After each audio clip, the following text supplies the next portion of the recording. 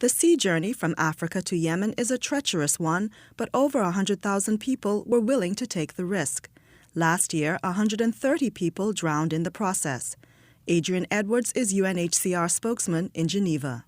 Most of the new arrivals reach Yemen's shores in desperate condition, dehydrated, malnourished, often in shock. Those crossing the Red Sea and Gulf of Aden face extreme risks and challenges pretty much every stage of the journey, in their countries of origin, during transit, and on and after arrival in Yemen. He says these already vulnerable people, mostly economic migrants from rural areas, encounter additional hardships once they reach land. In Yemen, they face difficulties in getting access to basic services, including shelter, water, food, emergency help, and so on.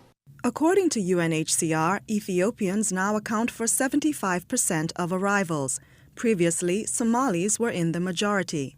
Somalis in Yemen automatically receive refugee status, thus facilitating their access to documentation. They also face relatively few restrictions moving around the country.